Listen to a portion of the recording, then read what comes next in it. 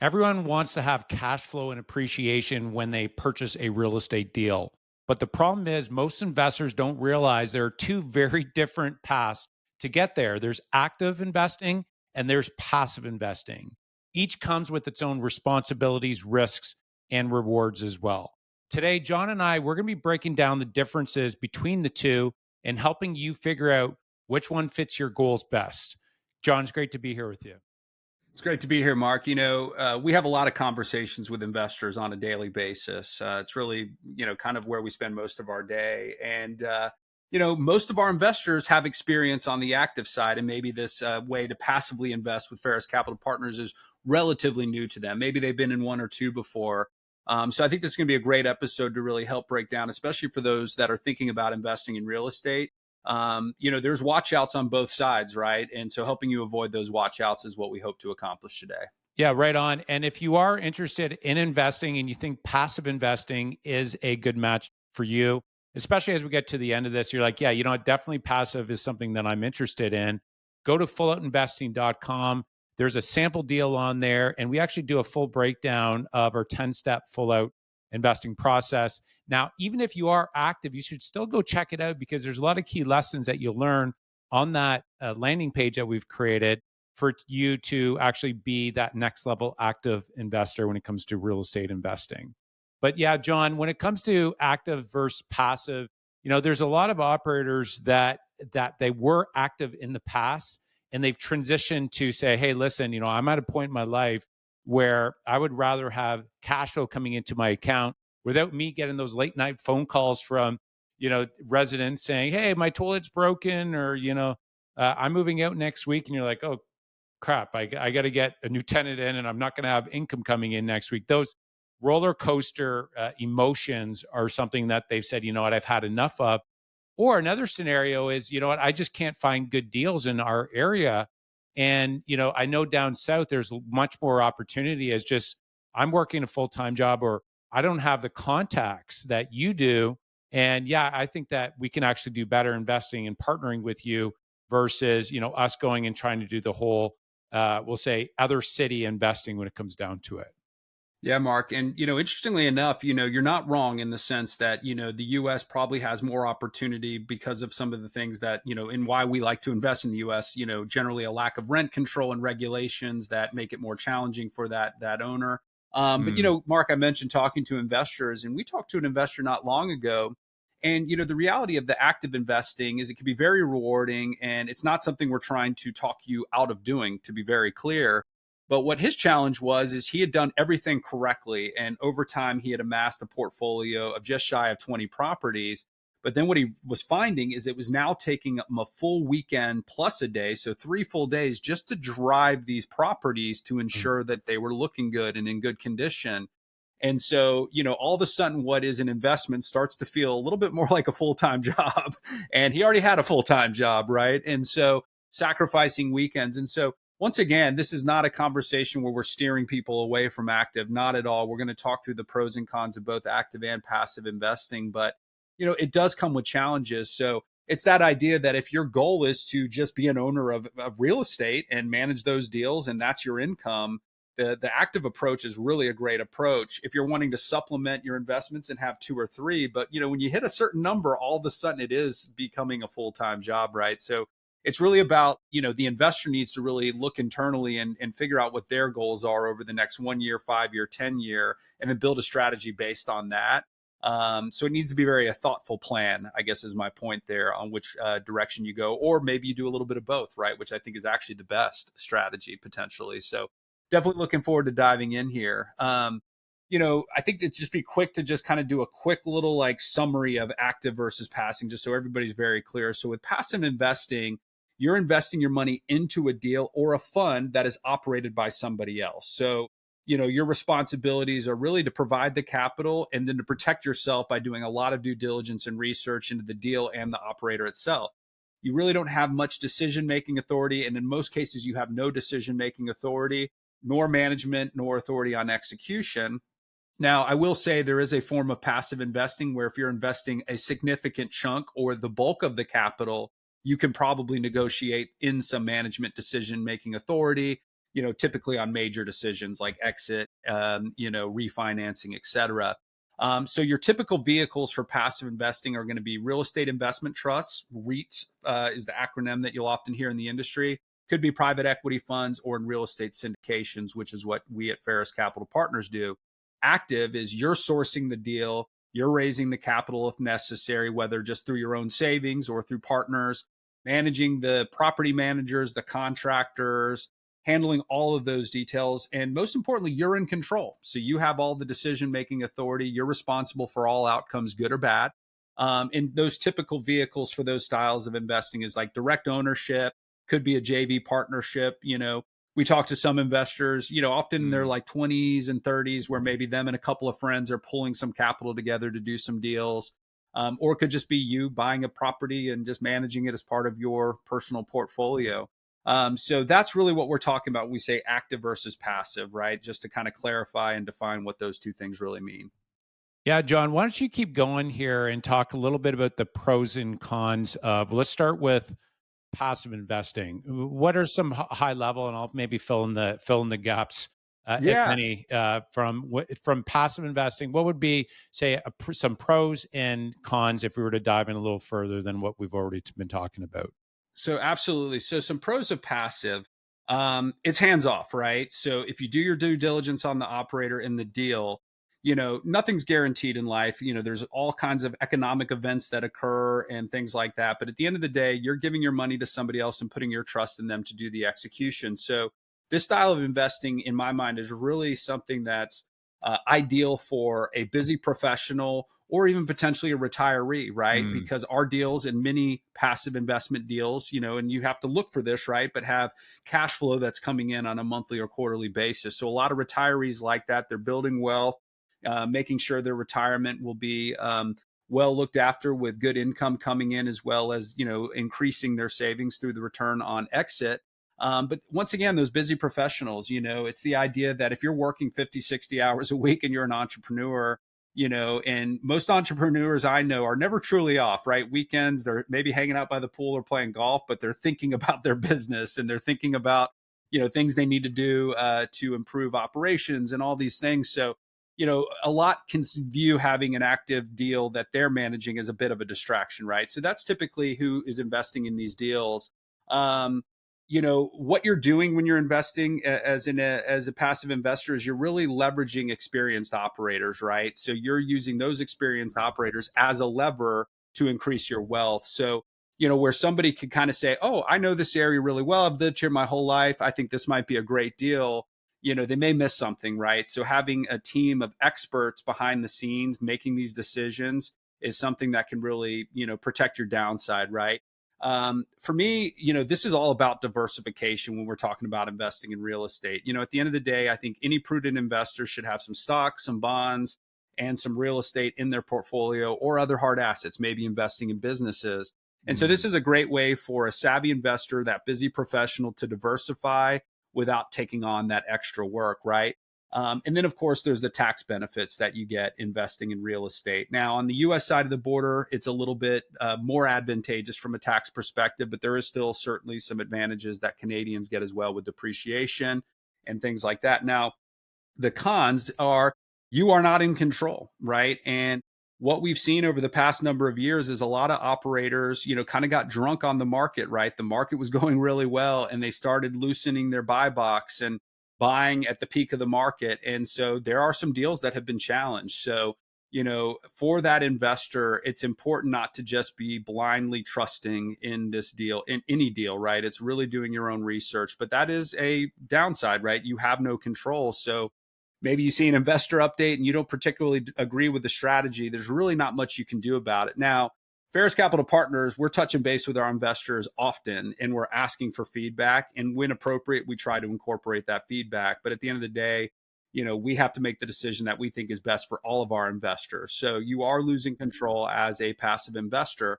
And typically your liquidity, is a bit lower because, at least in our world, we do 5-year holds with an Mm. optional 2-year extension. Now, we never plan to utilize that 2-year extension, but if we have to, in order to look after our investors, we could. So your capital is locked up during that period of time. So this should not be capital that you may need access to in the next year or two, right? This is truly a longer term investment. Yeah, yeah, and so the control is one. That's a if you've always looked after your own investments and it's like, listen, I don't want to give up making decision rates at that point. I mean that for some investors, that's just they want to continue going on with that, and I think that is one. And then also depending on which, we'll say, passive investing strategy that you go after, like say with REITs and some of these other investments, there's like certain caps, like you don't participate with the upside. And where I saw that, where there were some REITs that the market was going up by 20, 30%. And I'm like, why on earth aren't these REITs going up? Because you're basically buying shares in, say, stock, for example, but you don't participate with the upside. Where if you get into the right passive investing vehicle, you can participate. So that would be the other downside to say passive. If you go into an investment, you don't have that same upside potential. And that I think is the big, we'll say, perhaps the holdback for a lot of investors is the mindset is I'm actually going to do better if I buy it on my own. And in a lot of cases, that's accurate. But if you get in the right investment vehicle, you can actually participate in leverage not only a team that is experts at what they do and do that full time, but if they have a certain waterfall structure, you can get into a deal where if the market goes up by 20%, you're going to participate with all that upside and have no sort of cap there. So the control, I think, is probably the biggest one, John, when we're looking Yeah. at all the pros and cons, or we'll say the cons of going passively. The other is in some cases, you may not get as high returns than if you do it on your own, especially if you go into, say, like a certain REIT structure. Yeah, that's absolutely right. So, on the active side, right, some of the pros there are, basically what you just said. You have full control. So, if you're somebody who likes control, Mark, you and I, we study behavioral profiles, right? It's really, I think, part of our secret to success when we're hiring. We really look at the behavioral profiles of each of our employees. But when we're talking to investors, we're thinking about that. And some of our investors, right, they're wired and they have that need for more information, right? And so, these 16 core behavioral styles. And so, there are certain personality and behavioral types that just need to be in control. And so, if that's you, that's great. Maybe active investing is that right approach for you, having control over all aspects of the deal. To your point, Mark, there is also sometimes the potential for a higher potential return if executed well on some of these active deals, right? And maybe it's a house flip, right, versus a rental. And so you can come in 3 to 4 months, complete your renovations and turn the deal for a profit. So that goes back to, and I'm going to jump ahead here. One of the cons is that you need to understand that if you're doing a flip or if you're buying a rental property, you're effectively buying a small business. And that, Mm. rental property is a small business, right? That flip, while the period you own it is a small business, it is not a hobby, in other words. And so it could become a full-time job very quickly. Now, going back to pros, I think one thing to mention is, you're building direct equity. You're also building internal systems, right? So if your goal is to own a portfolio of 20 rental properties, you got to get started somewhere, right? And so that goes back to, if your long-term goal is to maybe leave your full-time job and just become a full-time real estate investor, then maybe that active approach is more for you. And you're building out those systems as you go. You're learning, you're improving, and you're able to execute there. Now the cons, going back there, and this is one of the reasons you and I, we love apartment buildings. But one of the cons of owning, say, a rental property is if you have one rental unit and then you have one bad resident, in other words, somebody who's not paying their rent on time or is causing damage to the property, you're jammed up, particularly if you live in a market that makes it difficult to remove a non-paying tenant. So we often talk about Canada and the US. Well, in the US, the majority of states tend to be more landlord friendly, but we have quite Mm. a few that are also more tenant friendly. And, for example, in New York, New Jersey, California, some of these markets, very similar to Ontario, it could be 12 to 18 months to get a non paying resident out. And so, I have friends that are big into the active investing. And it's like what they tell me is they really had to have 7 to 8 deals before they felt like they could Mm. sleep at night, because one non-paying resident, like they could absorb that with the other 7 or 8, right? But it's just one of those things, man, just having that one. And then you're responsible for that full process, right? So you may be working with a property management team, but what if you select the wrong resident and then it goes sideways? Now you have doubt and frustration internally. So, you're just taking on some additional stress there. And at the end of the day, as you build your portfolio, you have to build a team, you have to manage people, raise capital, and sort of oversee everything. So, once again, it's really about what your goals are and where you want to be. And I think, in anything in life, it's always good to have, a 3-year vision, right? So that 1 year, 3 year, 5 year. And if your goal is to go that direction and become an investor, then you need to get into the active side of things. But if you're a busy entrepreneur or professional and you're looking for ways to diversify into real estate, maybe the passive approach is better for you. Well, the big one that actually really resonates with a lot of our investors, John, is the hourly rate factor. And so what's Yeah. really interesting, it's like, okay, well, I can get 20% if I do it on my own in annual returns. Then, the question is, okay, but how much time are you going to be putting into this? And so if you say factor in, okay, I got to put 100 hours in, which is a very little amount of time if you take a deal from start to finish and you do say you do a flip over a period of a year, like 100 hours is easy to get eaten up. And so if you're worth, let's just say, $100 an hour and it takes you 100 hours, well, that's $10,000 in expense that's going to cost you, and you have to factor in that $10,000 into your overall returns. And a lot of active investors don't factor in their own time and what they're worth. And so, John, this is something that you and I we're massive on, is everything we do, there needs to be a return on investment on that time.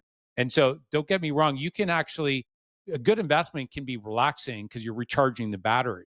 But the reality is, if you're spending an hour or 100 hours or 1,000 hours in a real estate deal, the returns need to be there for you if you're spending the time there. And that's something that is hitting costs, just like inflation. You see that the value of the dollar is going down. It's hidden. You don't see it. It's the same thing on the active side. And so, what we tell our investors, because majority of them, they're very successful entrepreneurs, and their time is very, very valuable. And so we say, hey, listen, you focus on doubling down on what you're truly good at, and we'll look after everything from start to finish. We'll do all the due diligence and present that so that you feel very comfortable with that. But actually, by us working together, you can get higher overall returns, net returns, with us coming in the deals, these value add deals where we buy them at 20-30% discounts, and then we force appreciation through these renovations. You can get higher overall returns when you factor in what you're not spending on that property and how much money you're going to be putting in your pocket net at the end of the day. That is such a valuable insight. And I think a lot of people miss that in general, right? But, as a business owner, it's that idea. This is actually, it was funny. This was like the first thing I heard when I got into residential real estate. I started with a team. It was like I hadn't even done a deal yet. And the guy I was working with gave me, this was back in the day where like there wasn't podcasts, it was like a CD, and it was an interview with a top performing agent. And he sort of said, in the beginning, I was doing everything, right? And then I'm sitting here putting together a flyer for 5 hours. It goes back to, once again, this was sort of pre Photoshop and all the great tools we have like Canva. But he's sitting there going, I'm spending 5 hours making a flyer that I could probably pay somebody Yeah. $20 to do. Right. Yeah. And so he was like, when I realized that, and that's leverage, right? Because you're, buying back your time. And what he said, what really stuck with me is I'm paying top dollar for mediocre work when I do it myself. Right. And so, it's that same thought process there. So, before you decide if active or passive is right for you, I'd really encourage you to sit down and ask yourself, like, how much time can you realistically commit in a given week to owning real estate, right? If it's 2 hours, 5 hours, like, maybe passive is better for you. Do you enjoy leading a team and making decisions under pressure, right? When that phone call comes in at 2 in the morning that the water heater's out, you got to action quickly. And that can be very stressful, right? And so, that decision making under pressure, leading a team, are you more focused on cash flow or equity growth, or both, right? And what's most important to you? Would you rather scale through capital or operations? And how comfortable are you with risk and responsibility? So going through some exercises where you really sit down and discover what's important to you, what are you trying to accomplish, that'll really lead you to the best decision for you personally, whether it's active or passive. Yeah, right on, John. Anything else you want to add before we wrap this up? There's not a wrong answer here. That's It's right. what is best for you. But those questions that you just went through is really important. What you are worth per hour is a really important metric for you to be able to make an educated decision. What's best for you. And you know what? I think it's actually a good thing you try both. It's like, I would never do passive. It's like, why don't you just you try it, you go into one, you dip your toe in and actually do a comparison so you can get real life experience. Is this something that I like to do more of or not? And I think that's where if you're going to go in for that first time, I think, it never hurts so that you can see firsthand. And it goes without saying that whoever you do partner up with, that is the operators and their ability there to execute on the deals of untold importance. So making sure that you're doing your due diligence there, but dipping your toe in and actually investing and seeing how that first experience is, I think is something that at the end of the day is just a really good way because that can change your life completely if you're spending all your time managing your investments versus having somebody else do it and you getting overall really strong returns. That's right. Yeah. So to learn more about Ferris Capital Partners' approach to passive investing, go to fulloutinvesting.com. As we mentioned at the top, we have a great video on there that gives you a lot of information, not only on how we do it, but just apartment syndication investing in general, a sample deal, a lot of great resources on there. So it'll help you make the best decision for you and your family. Right on, guys. Well, thanks for listening. If you enjoyed the show, please share and subscribe to the channel. And if you know of any other investors that are looking for passive real estate investments, check out fulloutinvesting.com. As John had mentioned, we love and believe in you guys. Keep dreaming and investing big.